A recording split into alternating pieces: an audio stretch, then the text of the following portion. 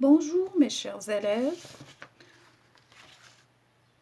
Aujourd'hui, je vais vous présenter une leçon de conjugaison qui s'intitule l'impératif présent des verbes du premier et du deuxième groupe, unité 5. Alors, je vais vous demander d'abord d'observer les phrases suivantes.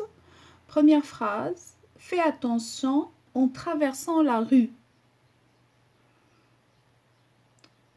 Deuxième phrase, mets ton manteau avant de sortir. Troisième phrase, soigne ton écriture. Première question, quelle est la classe ou la nature grammaticale des mots écrits en rouge? Quelle est la classe ou la nature grammaticale des mots écrits en rouge? Très bien. Donc, les mots écrits en rouge dans les trois phrases, leur classe grammaticale ou bien leur nature grammaticale, et c'est des verbes. On est d'accord. Donc, fais attention en traversant la rue. Donc, fais, c'est le verbe faire. Mets ton manteau avant de sortir. Mets, c'est le verbe mettre. Soigne ton écriture. Soigne, c'est le verbe soigner. Donc, les trois mots écrits en rouge, c'est des verbes. Deuxième question. À votre avis, qui parle dans chaque phrase? Donc, on va voir phrase par phrase. La première phrase. Fais attention en traversant la rue. Alors, qui parle dans cette phrase? Peut-être que c'est la maîtresse qui donne un conseil à son élève. Ou bien un parent qui parle ou bien qui donne un conseil à son enfant. Ou bien un policier de circulation qui donne un conseil à un piéton. Deuxième phrase. Mets ton manteau avant de sortir.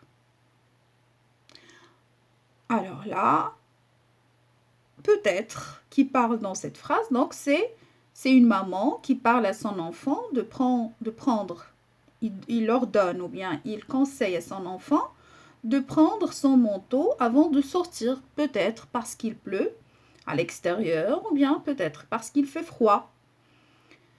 Troisième phrase, soigne ton écriture.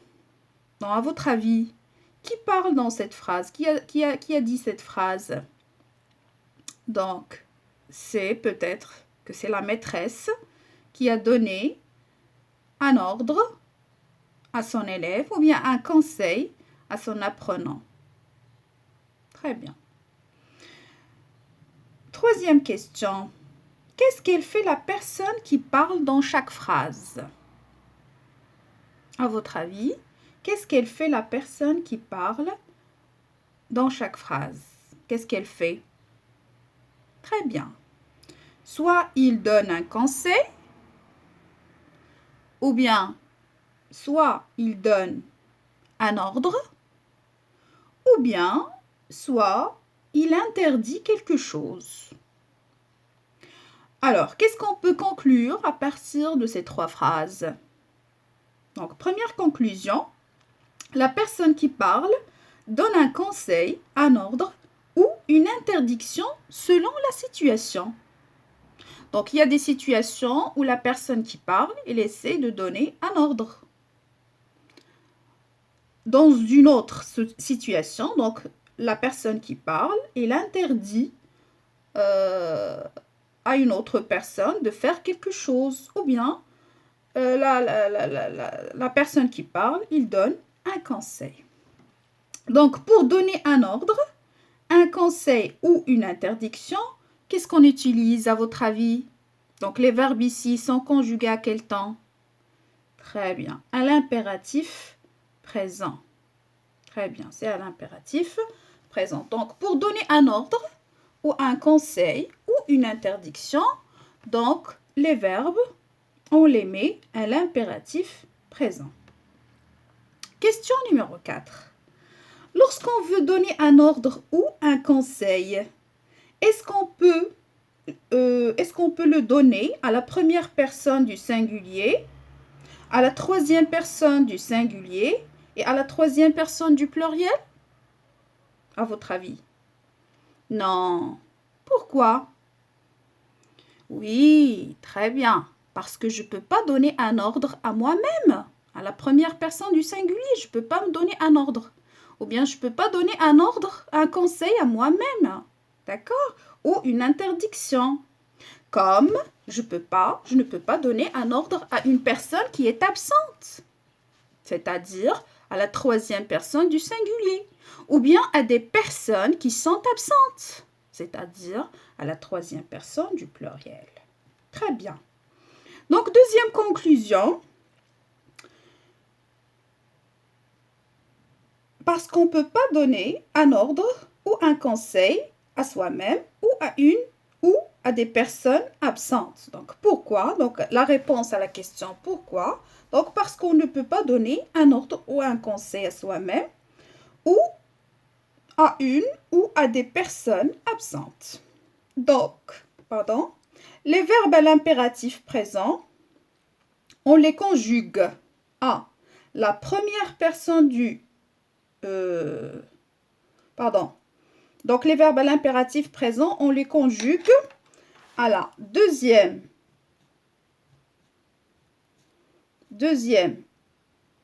très bien, deuxième personne du singulier, à la première personne du pluriel et à la deuxième personne du pluriel. C'est bon?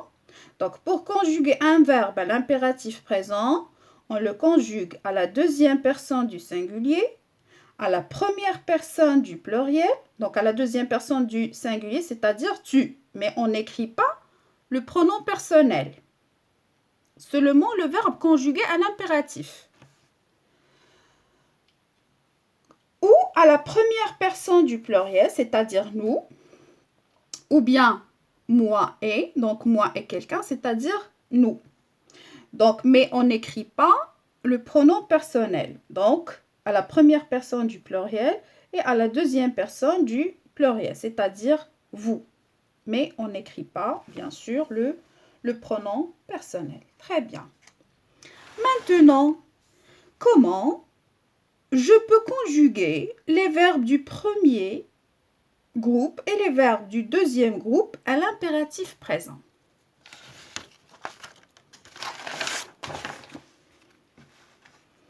Bien. Alors, conceptualisation. Donc, pour conjuguer les verbes du premier groupe à l'impératif présent, donc la règle, c'est le radical plus les terminaisons de l'impératif présent. Et les terminaisons de l'impératif présent des verbes du premier groupe sont E à la deuxième personne du singulier, ONS à la première personne du pluriel, EZ à la deuxième personne du pluriel. Donc, on va donner un exemple. Le verbe manger, à la deuxième personne du singulier, on a dit on ne peut pas écrire les pronoms personnels. Donc, à la deuxième personne du singulier, qu'est-ce qu'on dit? Mange. À la fin, E. Donc, il ne faut pas confondre l'impératif avec le présent de l'indicatif. D'accord? Donc, pour le présent de l'indicatif à la deuxième personne du singulier, on met ES. Mais pour l'impératif, on met E. Donc, la terminaison pour les verbes du premier groupe, c'est E. À la première personne du pluriel, mangeant. À la deuxième personne du pluriel, manger. Donc, le radical, on a dit, plus les terminaisons de l'impératif présent. Et comment on obtient le radical des verbes du premier groupe? Donc, on élimine la terminaison de l'infinitif, ER. Mais il y a bien sûr des exceptions, comme le verbe manger ici. À la première personne du pluriel, on doit mettre le E. Pourquoi? Sinon, on va le lire mangeant. Donc, on doit mettre le E pour qu'on puisse lire le son J. D'accord? Mangeant. C'est clair? Donc, un deuxième exemple, par exemple, le verbe marcher. Le verbe marcher, c'est un verbe du premier groupe. Donc, la règle, c'est le radical plus les terminaisons de l'impératif présent. Donc, le radical, comme on a dit, c'est lorsqu'on élimine la terminaison de l'infinitif ER et on obtient le radical. Donc, le radical plus les terminaisons de l'impératif, donc E, O-N-S, E-Z. Donc, marche à la deuxième personne du singulier, marchant à la première personne du pluriel et marcher à la deuxième personne du pluriel. Donc, ça, c'est pour les verbes du premier groupe. Donc, pour conjuguer les verbes du deuxième groupe à l'impératif présent, c'est le radical plus les terminaisons de l'impératif présent.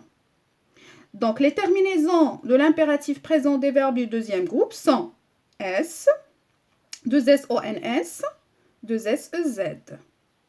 On va donner un exemple, le verbe finir. Donc, le radical. Pour obtenir le radical, on va éliminer R à l'infinitif. Donc, plus les terminaisons de l'impératif présent. Fini, donc à la fin S. Finissant, 2S-O-N-S. Finissez, 2S-E-Z. Donc, le radical plus les terminaisons de l'impératif présent. Et ces deux règles, donc on applique cette règle, soit pour les premiers groupes, soit pour les deuxièmes groupes, pour tous les verbes du premier et du deuxième groupe. Il faut juste faire attention à quelques verbes du premier groupe, comme ceux qui se terminent par G, ce qu'on a vu pour le verbe manger. Donc, il faut faire attention à la première personne du pluriel. Il faut rajouter un E, ici avant la terminaison, pour qu'on puisse lire le son G et non pas le son G, d'accord? Par exemple, les verbes qui se terminent par C, d'accord? Donc, c'est lancer, par exemple. Donc, à la première personne du pluriel aussi, on doit mettre Sidi à la lettre C, sinon on va la lire en lançant, d'accord? Appeler, par exemple, lorsqu'on a un E muet, alors on doit dédoubler la lettre L. Appel, 2 LE, appelant, donc on va nous contenter d'un seul L. Pourquoi? Parce qu'il n'y a pas un E muet à la première personne du pluriel. Appeler, donc la même chose, donc il n'y a pas un E muet, donc on va mettre L, E, Z, d'accord? Etc. Donc c'est clair, donc il faut faire attention à quelques exceptions des verbes du premier groupe. Bien, alors, on va faire un exercice d'entraînement. Bien sûr, ça c'est sur vos livres manuels, mes apprentissages de la 6e année primaire. Donc, je m'entraîne. Donc, soulignez les verbes à l'impératif présent. Donc, respectez la priorité. Je roule en faisant attention. Vous ne respectez pas le code de la route. Choisissant la vitesse minimale dans les agglomérations. Ralenti à la vue d'un barrage de gendarmes. Donc ça, c'est les phrases. Donc, qu'est-ce qu'on va faire? Donc, la consigne, d'après la consigne, on doit souligner les verbes qui sont conjugués à l'impératif présent. Donc, dans la première phrase, alors, qui veut lire? Bien, respecter la priorité. Donc, le verbe ici, conjugué à l'impératif, c'est le verbe respecter. Donc, vous devez souligner le verbe respecter.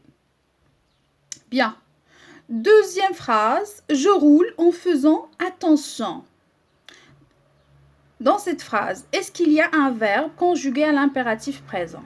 Non, très bien.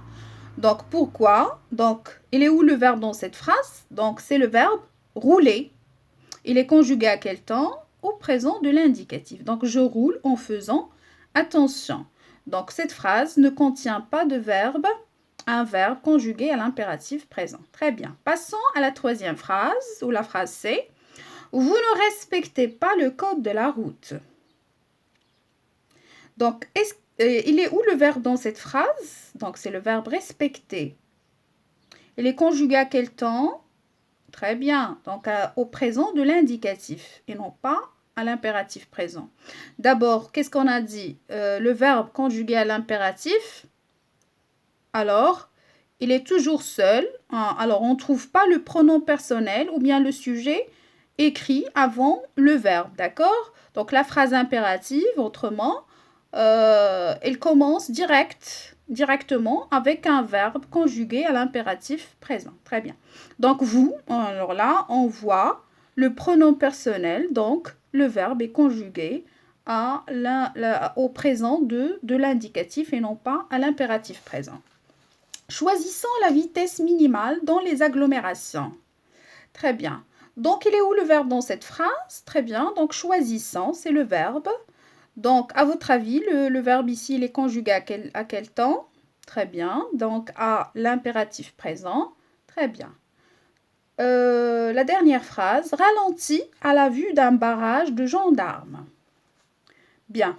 Il est où le verbe ici dans la phrase? Très bien. Donc, c'est le verbe ralentit. Donc, il est conjugué à quel temps? Très bien. L'impératif présent. Très bien. Donc, les verbes conjugués à l'impératif présent, donc récapitulons, c'est le verbe respecter, choisissant et ralenti. Très bien. Alors, deuxième exercice, complète avec le verbe à l'impératif présent à la personne demandée. Donc, pour la première phrase, donc le verbe c'est, les verbes ils sont écrits entre parenthèses, bien sûr. Donc, pour la première phrase, le verbe c'est stationner. Donc, vous allez le conjuguer à la deuxième personne du pluriel.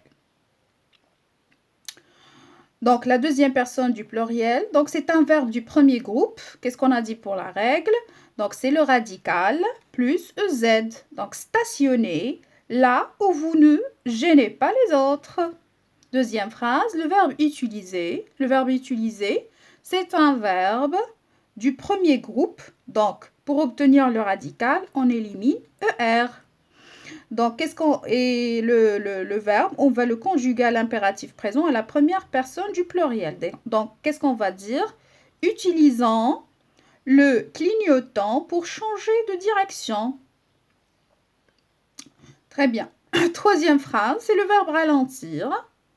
On va le conjuguer à la deuxième personne du singulier. Donc, ralentir, c'est un verbe du deuxième groupe. Donc, pour le conjuguer, c'est le radical plus la terminaison. Donc, on va éliminer R pour obtenir le radical. Ralenti à la fin, S ralenti à l'approche d'un rond-point. La phrase D, donc le verbe serrer, bien à droite pour t'arrêter. Donc, vous allez conjuguer le verbe serrer, qui est un verbe du premier groupe, à la deuxième personne du singulier. Alors, serrer, donc, le radical. Donc, on va éliminer ER. Donc, deuxième personne du singulier. Donc, serre bien à droite pour t'arrêter. Donc, serre à la fin. E, très bien. Donc, E. Dernière phrase, le verbe respecter, qui est un verbe du premier groupe. Vous allez le conjuguer à la première personne du pluriel. Donc, on va prendre le radical. Donc, on va éliminer ER. Donc, respecte, donc le radical. Donc, on va rajouter la terminaison de l'impératif présent à la première personne du pluriel. Donc, ONS. Donc, respectant les feux de signalisation. Très bien. Donc, j'espère que la leçon est claire. Donc, je vous conseille de répondre aux questions Je m'évalue chez vous, hein, sur vos cahiers de maison. Donc, à la prochaine, Inch'Allah. Donc, je vous salue et je vous souhaite bon courage. À plus tard.